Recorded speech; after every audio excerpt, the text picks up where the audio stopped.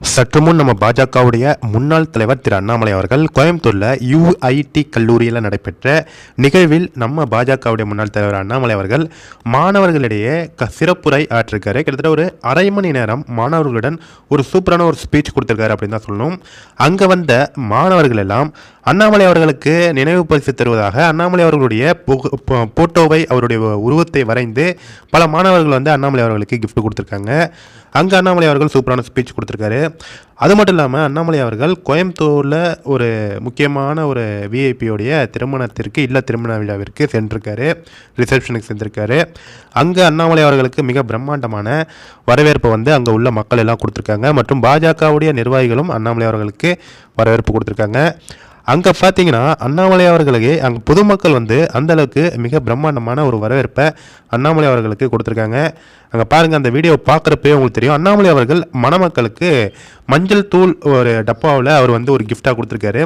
அதாவது ஒரு பாரம்பரிய ஒரு பரிசு மாதிரி கொடுத்துருக்காரு அண்ணாமலை அவர்கள். கண்டிப்பாக அது மட்டும் இல்லாமல் இந்த ரிசப்ஷன் முடிச்சுட்டு அண்ணாமலை அவர்கள் வெளியே செல்லும் போது அங்கே உள்ள தாய்மார்கள் எல்லாம் அண்ணாமலை அவர்களிடம் நலம் விசாரிச்சிருக்காங்க. அந்த காணொலியும் இப்போ நீங்கள் வந்து பார்த்துட்றீங்க. தொடர்ந்து அண்ணாமலை அவர்கள் எங்கு சென்றாலும் அங்கு வந்து அண்ணாமலை அவர்களுக்கு தானாகவே ஒரு ரசிகர் பட்டாளம், தானாகவே ரசிக்கும் மக்கள் கூட்டங்கள் உருவாகி கொண்டிருக்கின்றது. அதற்கு முக்கிய காரணம் அண்ணாமலை அவர்கள் அவருடைய அரசியல், அவருடைய அந்த ஸ்பீச்சு, அவருடைய அந்த தெளிவான பேச்சு அப்படின்னு கூட சொல்லலாம்.